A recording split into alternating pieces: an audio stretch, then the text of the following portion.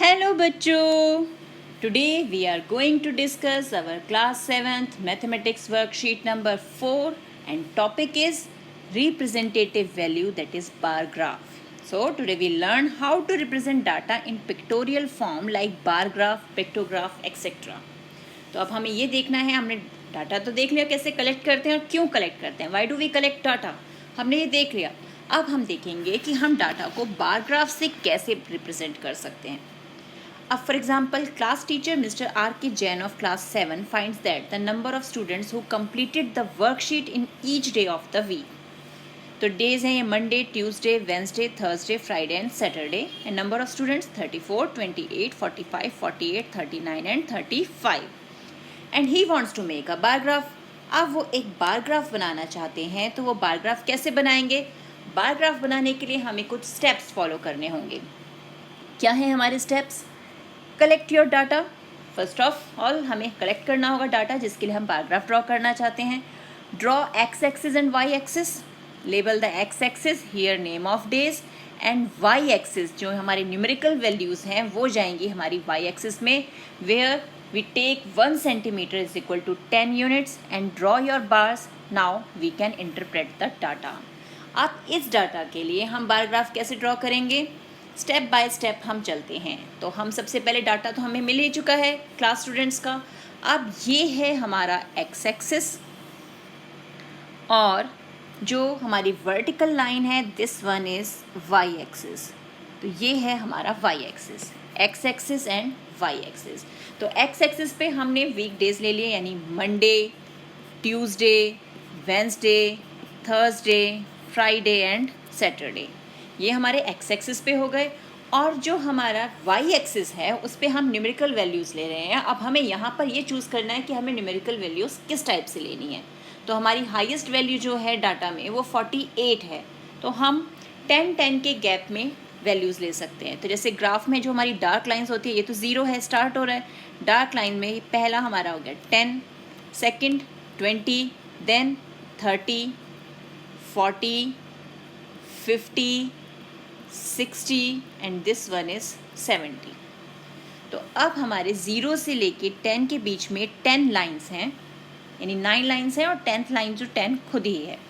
तो ये हो गया हमारा 1 centimetre is equal to 10 students की हर लाइन जो है, ये जो हर लाइन है ये एक स्टूडेंट को रिप्रेजेंट कर रही है। अब मंडे में हमारे कितने स्टूडेंट्स हैं? 34। तो इट मीन्स मोर देन 30 से हमें ऊपर जाना है और 4 लाइन्स एक्स्ट्रा लेके हमें इस तरह से वापस आना है, यानी हमें विड्थ ऑफ द ग्राफ जो है, एक ब्लॉक का जो विड्थ है वो हमें लेना है। ट्यूसडे में 28 है, तो हमारा बार ग्राफ 28 तक, यानी 20 के बाद 8 लाइन्स और फिर ये वापस। अब आप यह देख रहे हो यहाँ पर जो बीच का डिफरेंस है इनका वो सेम होना चाहिए और विड्थ भी, यानी ये जो हमारी विड्थ है बार की ये भी सेम होनी चाहिए। ऐसा नहीं कि एक तो हमने बहुत ही पतला बना दिया और एक को हम बहुत थिक कर दें, मोटा बना दें, ऐसा नहीं होना चाहिए। नेक्स्ट, जितना डिस्टेंस हमने यहाँ लिया उतने ही डिस्टेंस पे, यानी 1 यूनिट के डिस्टेंस पे, एक जो ब्लॉक है उसके डिस्टेंस पे हम नेक्स्ट वेंसडे के लिए ड्रॉ करेंगे, दैट इज़ 45। तो यानी 40 से आगे 5 लाइन्स और जो 5 हमारी छोटी लाइन्स हैं, और फिर ये हमारा बन गया वेंसडे का ग्राफ। उसके बाद फिर हमें थर्सडे के लिए, थर्सडे 48, यानी ये हमारा 40 के बाद 8 लाइन्स और फिर ये हमारा ग्राफ 48 के लिए हो गया। नेक्स्ट 39, तो ये 30 के बाद 9 लाइन्स और फिर बार ग्राफ ये बन गया। And last one for Saturday is 35, तो 30 प्लस 5 लाइन्स मोर और ये हो गया 35, यानी हमारे ग्राफ बन गया bar graph for our question. तो ये इस ढंग से हम अपना बार ग्राफ ड्रॉ कर सकते हैं। मेन थिंग हमें ध्यान रखना है कि हमारी विड्थ ऑफ द जो कॉलम है वो सेम होना चाहिए, distance between these columns it should be same, it must be same. ठीक है, अब देखते हैं ब्रेन टीजर। अब ब्रेन टीजर में हमारे पास क्या है, वहाँ भी हमारे पास डाटा है जिससे हमें ग्राफ बनाना है। Following data gives total marks out of 50 obtained by 6 children of particular class, represent the data on A bar graph. अब स्टूडेंट्स के नेम है ABCDEF, तो ये हमारे स्टूडेंट्स के नेम हैं और डाटा है 25, 36, 42, 29, 39 एंड 45। तो ये हमारा डाटा हो गया। अब इसके लिए ग्राफ ड्रॉ करना है, तो ग्राफ कैसे ड्रॉ करेंगे हम? यहाँ भी हम एक्स एक्सिस और वाई एक्सिस लेंगे। तो एक्स एक्सिस पे हमें क्या लेना है? एक्स एक्सिस पे हम लेंगे हमारे स्टूडेंट्स के नेम, यानी स्टूडेंट्स नेम क्या है हमारे? ABCDEF, ये है ना हमारे नेम। तो ये हो गया हमारा एक्स एक्सिस और ये है हमारा वाई एक्सिस। तो अब ए स्टूडेंट जो है हमारा, उसके लिए हमारे पास क्या है डाटा? That is 25। तो अब हाईएस्ट वैल्यू जो है हमारी वो है डाटा में 45। यहाँ भी हम 10-10 का गैप ले लेते हैं, 10, 20, 30, 40 एंड दिस वन इज़ 50। तो ये हो गया हमारा गैप। उसके बाद अब ए के लिए हमें वैल्यू लेनी है 25, यानी हम यहाँ से गए 20 और 30 के हाफ में जाके ये टर्न हुए और ये आ गया हमारे पास A. Then for B it is 36, यानी मोर देन 30, ये हम गए 5 और 1 यानी 6 लाइंस तक गए और ये हो गया बी। तो हम जब ग्राफ पे ड्रॉ करेंगे तो वो एग्जैक्ट हमारी ड्राइंग आएगी उस पर।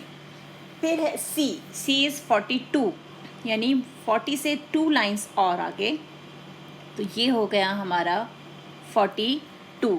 अब यहाँ पे हमें क्या ध्यान रखना है कि विड्थ ऑफ द कॉलम जो है वो सेम रहना चाहिए। फिर है नेक्स्ट 29, यानी 30 से एक कम, तभी तो 29 मिलेगा, less than 30 by 1 that is 29। And next is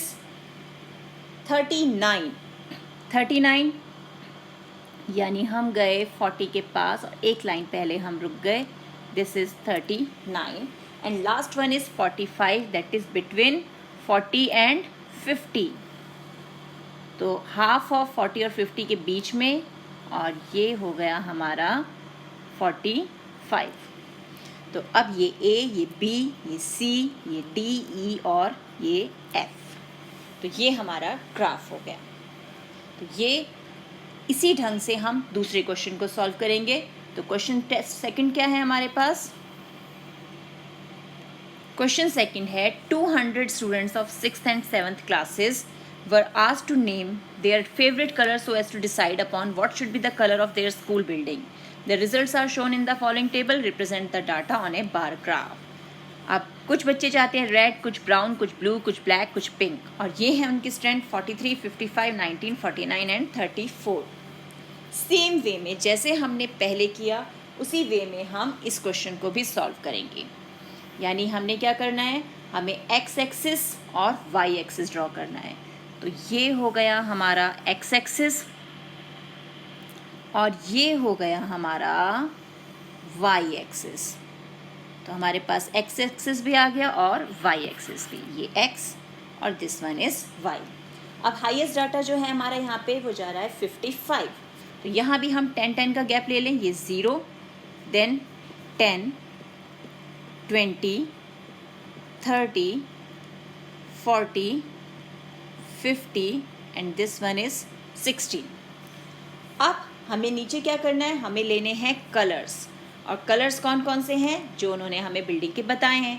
अब फर्स्ट कलर जो है हमारा रेड कलर, वो है 43 स्टूडेंट्स ने उसकी डिमांड की है, तो 43, यानी ये हम गए 40 से ऊपर 3 लाइंस और फिर ये हो गया हमारा रेड कलर। देन ब्राउन 55, तो फिर उसके लिए 50 एंड 60 के बिल्कुल मिड में जाना है हमें, तो यहाँ हम गए, ये हो गया हमारा ब्राउन कलर, ब्राउन कलर हो गया। नेक्स्ट हमारा है 19 स्टूडेंट्स की स्ट्रेंथ जो हमें कलर पसंद कर रहे हैं वो, तो यानी 20 से थोड़ा सा कम, ये हो गया 19। ओके, नेक्स्ट है 49, तो 49, 50 से पहले रुकना है हमें, एक लाइन पहले, तो ये हो गया हमारा 49 और लास्ट है 34, यानी 30 से कितनी लाइंस और आगे जाना है हमें? 4 लाइंस। तो ये हो गया हमारा 34। तो जब आप ग्राफ पे ड्रॉ करेंगे तो ये लाइंस बिल्कुल परफेक्ट स्ट्रेट आएंगी और width of the column, gap between the columns वो भी हमारा बिल्कुल सही रहेगा। और यहाँ पर हम अपने कलर्स लिखेंगे, जैसे ये रेड के लिए है, ये ब्राउन के लिए है, येलो कितने पसंद है, ये सारे कलर्स आपको यहाँ पर लिखने हैं जिस कलर के लिए आप स्टूडेंट्स की स्ट्रेंथ शो कर रहे हैं। तो this is the way in which we can represent the data by using bar graphs. तो इसी टाइप के क्वेश्चंस की प्रैक्टिस कीजिए अपनी NCERT बुक से। मिलते हैं एक और वीडियो में, तब तक keep practising and enjoy math.